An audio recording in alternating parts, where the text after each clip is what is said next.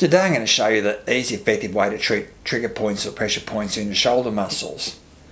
Now, there's plenty of videos showing how to do this sort of thing, but there's usually two big problems with them though. First, they usually show pressure techniques which are painful, hard to do, and if you had any experience with them before, you'll know that they only give moderate short-term relief at best. Now, the second is that they usually only show you a small number of possible points, and even these may or may not be involved. Now, this video is going to be a bit different. We're going to show you a far better way to treat the trigger points that's easy, doesn't hurt, and is a lot more effective. Then, instead of just showing you a few common points, we're going to show you the complete set with a simple screening routine so you can quickly find out which ones are actually involved. Now, a quick bit of housekeeping. Now, I'm not allowed to give specific advice to people who aren't my patients, so please consider this as general information to be discussed with your own professional. Now, also, so we don't get bogged down in this video, we're just going to have the basic info with the details in an article linked above. So, let's get into it. Now first, you'll hear people talk about trigger points, acupressure points, and all sorts of other pressure points. Now, long story short, they're all basically the same points. And each time an ancient civilization found them, they gave them a new name and made up a different story about them. Now, the difference with trigger points is that the points have been properly scientifically studied. Now, I'll show you how important this is. Now, just say you've got a sore shoulder and you see a traditional acupuncturist. Now, the acupuncture story is you're supposed to have meridians with life forces flowing through them, and the points are supposed to create blockages. However, I've never seen a life force meter that they can test along the meridians to find these supposed blockages. So, how do they find out which points are involved? Well, the reality is that they have no way of testing and diagnosing what's actually wrong with you. All they've got is a list of points based on what their counterparts found with people with shoulder pain hundreds of years ago. Now, the acupuncture manual will say for shoulder pain, press on point X, Y, Z or whatever. And that's what they do, whether they're a problem or not. On the other hand, trigger point scientists have found that these points are actual lumps in the muscles, so they've studied them and found out what they were and what they did. Now, knowing that, a professional using trigger points can usually work out a short list of possible trigger points based on your symptoms and examination findings. Then check the muscles to see if the lumps are actually there or not. It gets even better. Now, because the scientists have worked out what makes them tick, they've been able to work out better ways of treating them than pressing on them or sticking them with needles. Now finally, because they've been able to find a concrete problem, they can check afterwards to make sure it's gone. Now, I want you to get better, so I'm obviously going to show you the trigger point way. So let's get into the practical demonstration. Now, as I said, scientists have worked out a far better way to treat trigger points. Rather than pressing on them or sticking them with needles, they've found that vibrations with the right frequency penetrate deeply into muscles and are highly effective. Now, you'll find hints and precautions in the article linked above, but basically all you need to do is place the head of a genuine vibration massager like this over a trigger point and let the vibrations penetrate for 30 to 60 seconds. Now, this has huge advantages. Now, apart from being much more effective, it's a lot safer and doesn't hurt. Now, also, it's much easier. All you need to do is put the massager on like this. You don't even need to press in to accurately find the points, because as long as they're somewhere under the head of the machine, the vibrations will find them. Now, you'll find our guidelines and precautions for using a massager like this in our article linked above, but I'll go over a few of the main things that you need to know. Now, to prevent skin irritations, use them over a layer of cloth or clothing. Now, you have the muscle relaxed, and it's also a good idea to have the part you're massaging horizontal. That way the part you're massaging takes the weight of the machine, and the weight of the machine applies the pressure. Now lastly, it's the vibrations that do the work, so just sit the machine where you want to treat and let it do the work. There's no need to press in or rub like you would with conventional massage. Now, let's show you how to find the points to treat. Now, as I said before, videos normally show you a handful of points. Now the reality is that, as this chart shows, PhD scientists have found that trigger points in 17 different muscles commonly cause shoulder pain, and each muscle can have multiple points. Don't worry though, I'm going to show you a way to quickly and easily check them all. Now, so we don't get bogged down, I'll show you the systematic routine to examine and treat the trigger points in your shoulder muscles, and I'll put the details such as anatomy and common trigger points for each in a video linked at the finish. Now, the way we examine for trigger points is we start with the flats of your fingers and generally examine for tightness and tenderness. Then, if you find something suspicious, you can use the tips of 1 or 2 fingers to examine deeper, looking for tight bands of muscle and tender lumps to shoot pain when you press on them. Now, they're the trigger points. Now, the problem is you can't reach a lot of your shoulder muscles, but we've got an even easier way. Now, once you've used the massager a couple of times, you'll easily be able to feel when it gets to a tight spot or a potential trigger point. Now, let's see how this works on my pec muscles, which run from the center of my chest to the top of my arm. Now, using the manual examination technique, I can systematically examine the muscle looking for tight, tender parts, and then examine anything I find a bit deeper with my fingers. Now, if I find a trigger point, I'll set the machine on for 30 to 60 seconds, and then recheck to make sure it's better. Now, for muscles I can't reach, I simply slowly move the massager over it using a systematic pattern to make sure I cover it all. And if I feel the massager has found a tight tender spot, I just leave it sitting there for 30 to 60 seconds while it fades, and then continue the slow movement. Now, start the examination and treatment sitting.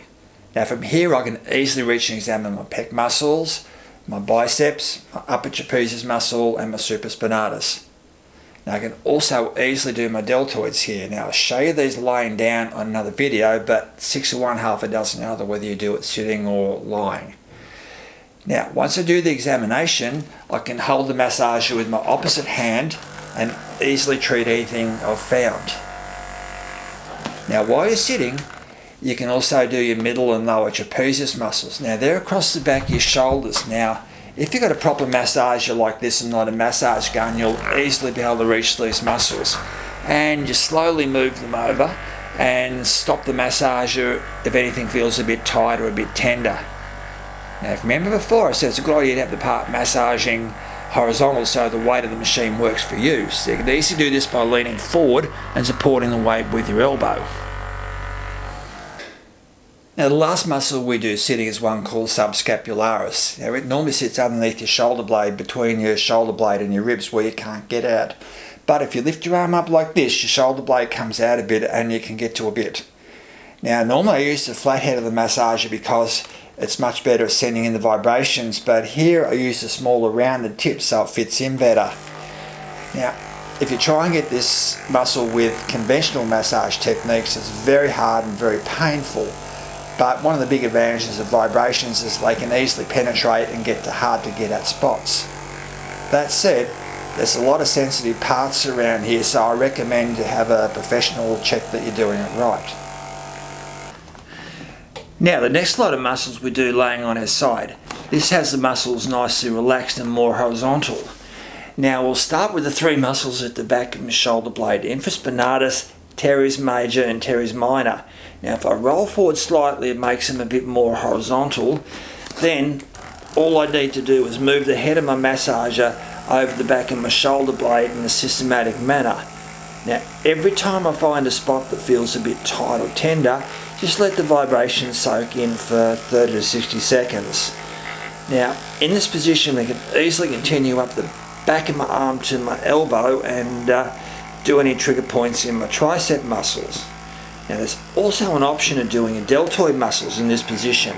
Now, you roll a bit backwards to do the front part, then horizontal do the middle part, and finally move forward to get to the back part.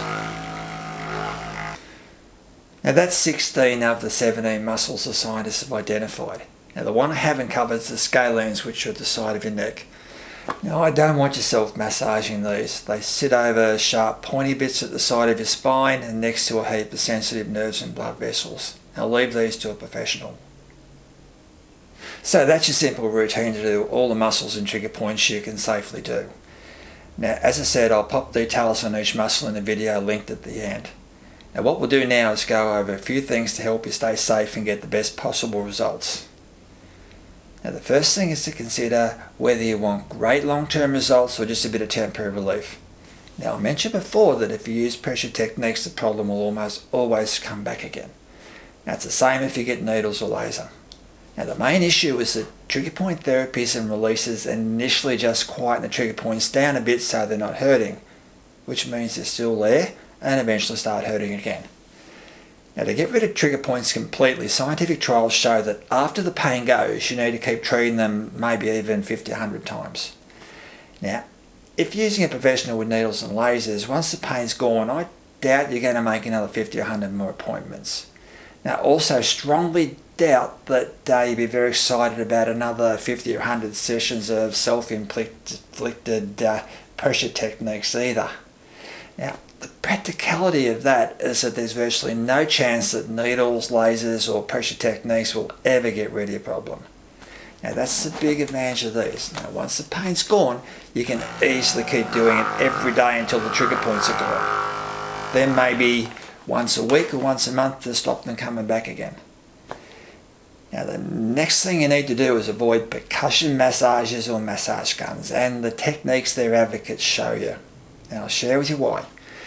Now, what percussion massages or massage gun makers have done is modified vibration massages to make a marketing gimmick that's a lot less effective and a lot more dangerous. Now, the easiest way to explain is to use an analogy of a construction compactor versus a jackhammer. Now, vibration massages are like these construction compactors. They send large amounts of vibrations deep in the ground while barely scratching the surface. Now, percussion massage marketers have modified their machines so they drive their heads into the muscle, claiming that it penetrates better and adds the benefits to conventional massage. Now what they've really done is to turn their machines into jackhammers. Now remember, it's the vibrations that do the work. Jackhammers don't vibrate the ground anywhere near as much as a compactor, so percussion massages are far less effective. Now the percussion marketers claim that driving the heads in like jackhammers gives better penetration. But if you look at these two machines, the jackhammer head goes in a bit, while the vibrations from the compactor are probably still doing their work a metre or two down. Now I hope you can already see the biggest problem with percussion massages. Now you can sit the vibration massager like this on yourself and it's usually very safe. On the other hand, if you have your percussion massager driving its head into the muscle, it can do all sorts of damage, or worse still, hit something like a nerve or a blood vessel. So that's the machines themselves. I also said percussion massage techniques. Now these are power tools, and just like most power tools, they work best if you let them do their job. You just sit the machine on and let the vibrations penetrate. Now if you try and move it around like a conventional massage, you're not letting the vibrations soak in, so it'll be a lot less effective. However, the marketing gimmick of percussion massage is that they combine conventional massage with vibration, so that's exactly what they tell you to do. Now, percussion massages are very poor at delivering therapeutic vibrations anyway, so it probably doesn't matter with them. But I don't want to see you using their recommendations with a decent vibration massager. So, how do you find a decent massager? Now, I'll link an article above with full details, but they're not that common though. Now, most of the massages on the market are either ineffective consumer massages, massage guns, or both.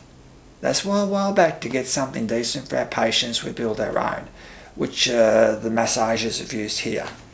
Now, this is our general purpose massager. We've had them for over a decade, and they're widely used and recommended by professionals across a number of countries.